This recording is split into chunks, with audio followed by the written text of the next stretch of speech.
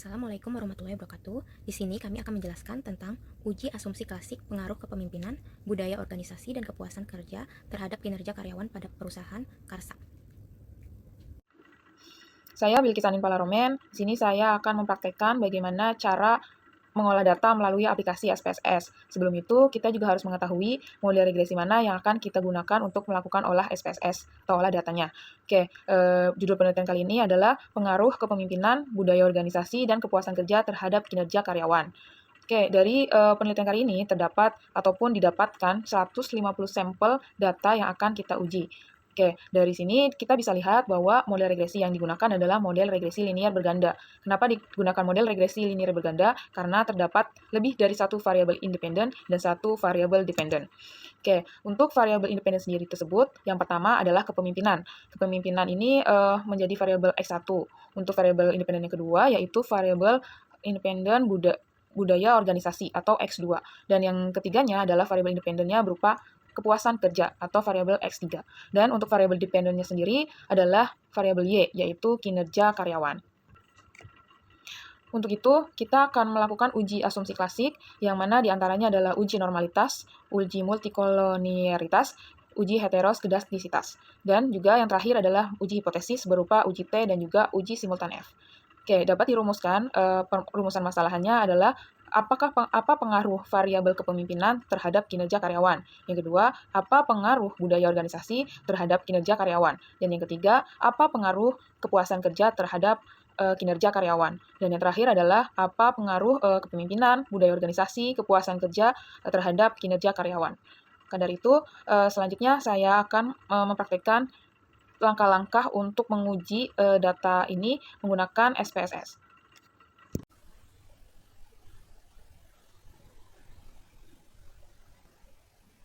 Oke, untuk langkah pertama yang akan kita lakukan untuk mengolah data di uji asumsi klasik dengan model regresi linier berganda adalah kita akan pindahkan datanya terlebih dahulu dari Excel ke halaman SPSS-nya. Yaitu pertama yang kita lakukan adalah dengan cara memilih data yang terlebih dahulu atau kita blok dari data yang kita pakai semuanya. Setelah itu kita salin untuk kita masukkan ke SPSS-nya. Lihat di sini ada halaman data view dan variable view. Kita masukkannya ke halaman data view. Kita pas itu ya. Oke, akan muncul datanya di sini. Dari semua data total sampel adalah 150. Oke, dari itu setelah kita memasukkan data, kita akan ubah nama-nama variabel yang ada di sini dengan cara kita ke halaman variable view. Ini kita tinggal ganti aja di kolom nama sesuai dengan variabel yang tadi sudah kita tentukan. Variabel pertama adalah kepemimpinan. Variabel yang kedua, variabel independen yang kedua adalah budaya organisasi. Variabel independen yang ketiga adalah kepuasan kerja. Dan yang terakhir, variabel dependennya adalah kinerja karyawan. Oke, setelah itu untuk memastikannya lagi kita harus melihat aturan dari yang di sini ya. Yang pertama ada tipenya, kita harus numerik, serta kita pastikan di measure-nya ini kita harus pilih scale. Oke, kita ganti terlebih dahulu untuk measure-nya scale. Oke, setelah kita atur sedemikian, maka kita akan mulai untuk menguji datanya. Yang pertama adalah dengan uji regresi atau uji normalitas. Oke, uji normalitas ini kita bisa lakukan mulai dari kita klik analyze. Oke, dari analyze kita pilih regression. Dari regression ini kita bisa pilih di linear. Oke, akan muncul variabel-variabel yang akan kita masukkan ya di kolom-kolom ini. Kita klasifikasikan mana yang variabel dependen atau variabel independen. Oke, sesuai yang sudah ditentukan di awal ya. Untuk variabel dependennya adalah kinerja karyawan dan independennya adalah kepemimpinan, budaya organisasi, serta satu lagi adalah kepuasan kerja. Oke, ini adalah untuk menguji regresi. Pertama, kita klasifikasikan dulu variabel-variabel yang ada. Yang kedua, kita ke statistik. Oke, pastikan di sini akan kita pilih untuk collinearity diagnostic. Oke, kita checklist. Oke, untuk di statistik ini kita harus pastikan collinearity definitif karena ini termasuk dalam uji multicollinearitas ya. Oke, setelah kita checklist atau kita pilih pilih juga untuk inilah yang akan kita gunakan untuk uji multicollinearitas. Oke, setelah itu kita pilih continue. Oke, selanjutnya setelah tadi sudah linear regression di statistik, kita lanjut ke plot. Plot ini digunakan untuk uji heteroskedastisitas. Oke, uji ini kita masukkan mana yang termasuk variabel Y dan juga X. Untuk variabel yang Y, kita masukkan S resist, itu yang ini. Oke, kita masukkan ke kolom Y. Dan sedangkan untuk kolom X atau variabel X, kita pilih separate, CRED. Oke, pastikan di sini sudah masuk dan biasanya kita akan checklist di histogramnya. Nah, ini untuk mengetahui standar residual plots-nya. Dan setelah itu kita pilih continue. Oke, dari sini untuk mengetahui ujinya lagi, kita harus ke regression-nya set, yaitu kita pilih unstandard method. Oke, di sini kita pilih continue juga. Oke, setelah itu di kolom option ini kita harus pastikan juga bahwa nilai probability F-nya adalah 0,5. Jadi setelah kita udah lihat 0,5 sesuai, kita bisa continue kembali. Oke.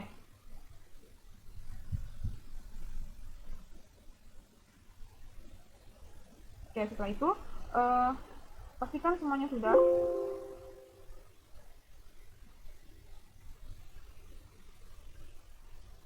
terchecklist ataupun sudah terpilih ya. Setelah itu kalau semua uji sudah kita masukkan, kita bisa okein untuk melihat hasil dari uji FLS ini.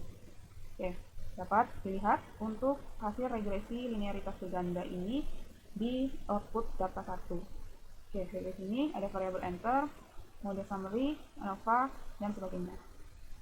Oke, satu lagi untuk menguji uji normalitas Kolmogorov-Smirnov, kita kembali lagi ke data view yang kita sudah buat tadi. Oke, dari data view ini seperti biasa kita pilih analyze. Oke, setelah itu kita pilih non parametric test, legacy dialog, dan satu sampel KS. Untuk tes variabelnya kita masukkan unstandardized ke dalam kolom ini. Pastikan tes distributionnya normal.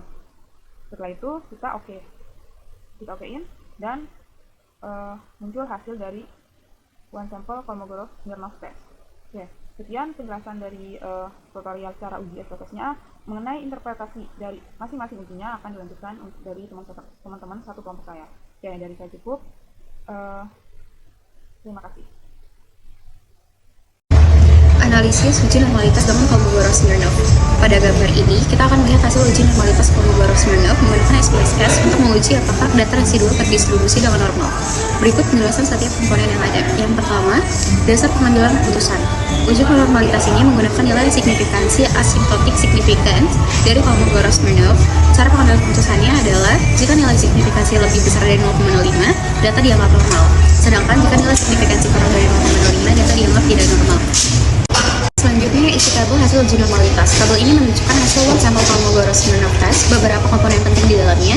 Yang pertama, ada jumlah sampel yang digunakan yaitu 150 data residual. Selanjutnya, ada normal parameters. Yang pertama, ada mean, rata-rata data residual yaitu 0,000 yang menunjukkan data tidak memiliki bias. Yang kedua, ada standard deviation. Standar deviasi data residual yaitu 1,854100. Selanjutnya ada most extreme differences. Yang pertama ada absolute, perbedaan absolut antara distribusi sampel dan distribusi normal yaitu 0,058. Yang kedua positif, perbedaan positif terbesar 0,058. Yang ketiga negatif, perbedaan negatif terbesar minus 0,045. Selanjutnya ada tes statistik. Nilai statistik uji Kolmogorov-Smirnov yaitu 0,058. Selanjutnya ada asymptotic significance kecil. Nilai signifikansi yaitu 0,200. Jika nilai ini lebih besar dari 0,05, data dianggap normal. Yang terakhir ada Monte Carlo simulations. Nilai signifikansi dari simulasi Monte Carlo yaitu 0,258 yang juga mendukung bahwa data residual berdistribusi normal. Jadi penjelasan hasilnya, karena nilai asymptotic significance result adalah 0,200, yaitu lebih besar dari 0,05, kita gagal menolak hipotesis 0 yang mengatakan data residual berdistribusi normal. Kesimpulannya, berdasarkan hasil uji Kolmogorov-Smirnov, data residual berdistribusi normal karena nilai signifikansi lebih besar dari 0,05. Ini berarti data dapat digunakan dalam analisis statistik parametris. Selanjutnya, ada uji multikolonialitas yang bertujuan untuk menguji apakah antara variabel independen mempunyai hubungan langsung atau berkorelasi sempurna tersebut. Data yang baik adalah data yang tidak terjadi multikolonialitas antar variabel independen sebagai syarat regresi. Untuk uji multikolonialitas dapat diperhatikan dari hasil tolerance dan nilai variation invasive factor atau VAF. Untuk yang pertama, jika tolerance value di bawah atau kurang dari 0,10 dan nilai VAF di atas atau lebih besar dari 10, maka dikatakan terjadi multikolonialitas. Yang kedua, jika tolerance value lebih besar atau di atas dari 0,10 dan nilai VAF di bawah atau kurang dari 10, maka dikatakan tidak terjadi multikolonialitas. Dari tabel pengujian di atas dapat diketahui bahwa variabel X1 atau kepemimpinan toleransinya 0,810, VIF-nya 1,234, untuk kriterianya tidak terjadi multikolonialitas. Untuk variabel yang kedua, X2, budaya organisasi, toleransinya 0,753, untuk VIF-nya 1,329, untuk kriterianya tidak terjadi multikolonialitas. Untuk variabel ketiga, X3 atau kepuasan kerja, untuk toleransinya 0,806, VIF-nya 1,240, untuk kriterianya tidak terjadi multikolonialitas. Dapat disimpulkan bahwa ketiga variabel tersebut tidak terjadi multikolonialitas karena toleransi yang terjadi pada ketiga variabel tersebut lebih dari 0,10 dan nilai VIF-nya kurang dari 10. Selanjutnya ada uji heteroskedastisitas. Ini digunakan untuk mengetahui ada atau tidaknya penyimpangan asumsi klasik heteroskedastisitas, yaitu adanya ketidaksamaan varian dari residual untuk semua pengamatan pada model regresi. Prasyarat yang harus terpenuhi dalam model regresi adalah tidak adanya gejala heteroskedastisitas. Ada beberapa metode yang bisa digunakan, diantaranya yaitu dengan melihat scatter plot. Yang pertama, jika dot tersebar tidak teratur, maka tidak terjadi heteroskedastisitas. Yang kedua, jika dot tersebar teratur, maka dapat dikatakan terjadi heteroskedastisitas.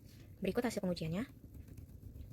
Dari hasil pengujian dapat disimpulkan bahwa dot pada scatter plot tersebut tersebar tidak teratur, baik di atas maupun di bawah sumbu 0, maka dikatakan tidak terjadi heteroskedastisitas. Selanjutnya di sini ada uji hipotesis. Yang pertama, uji simultan. Uji F bertujuan untuk mencari apakah variabel independen secara bersama-sama simultan mempengaruhi variabel dependen. Uji F dilakukan untuk melihat pengaruh dari seluruh variabel bebas secara bersama-sama terhadap variabel terikat. Ketentuannya, apabila F dihitung lebih kecil table, maka tidak pengaruh dan H0 diterima dan HA ditolak. Apabila F dihitung lebih besar F table, maka pengaruh atau H0 ditolak dan HA diterima. Apabila nilai sin lebih kecil 0,05 dapat dilakukan pengaruh. Apabila nilai sin lebih besar 0,05 dapat dilakukan tidak pengaruh. Hasil penguji: A. Dependent variable kinerja karyawan. B. Prediction constants kepuasan kerja kepemimpinan kebudayaan organisasi. Diketahui nilai F dihitung sama dengan 28,211. Dilihat dari nilai F PD tabel ANOVA. Diketahui nilai F table sama dengan dilihat dari nilai FD pada tabel ANOVA.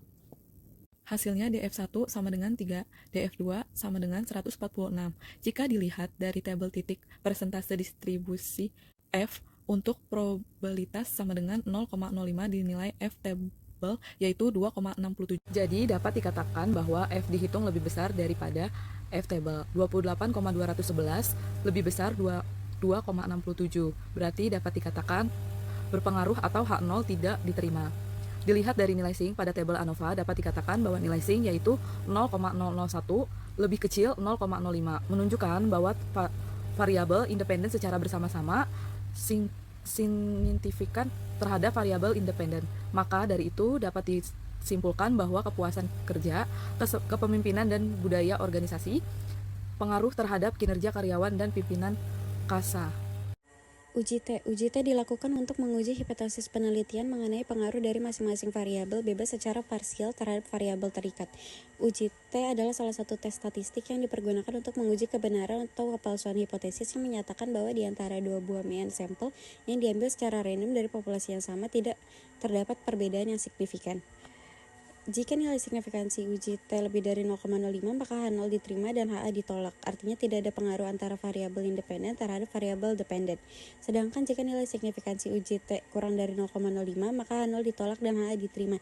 Artinya terdapat pengaruh antara variabel independen terhadap variabel dependen. Variabel X1 atau kepemimpinan. Hipotesis 0, koefisien regresi B sama dengan 0. Artinya tidak ada pengaruh signifikan dari variabel independen terhadap variabel dependen. Sedang variabel X1 atau kepemimpinan H0 B1 sama dengan 0. Artinya tidak ada pengaruh signifikan antara kepemimpinan terhadap kinerja karyawan.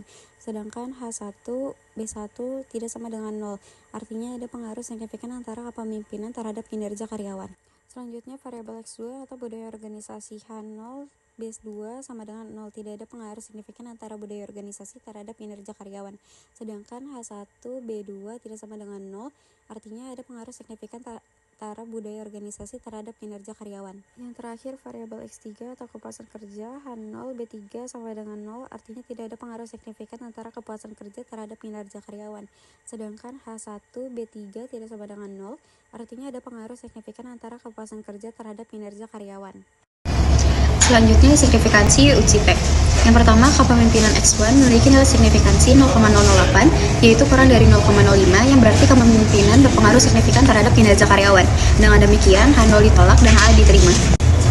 Yang kedua, budaya organisasi X2 memiliki nilai signifikansi kurang dari 0,001, yaitu kurang dari 0,05, yang menunjukkan pengaruh signifikan terhadap kinerja karyawan. H0 ditolak dan HA diterima.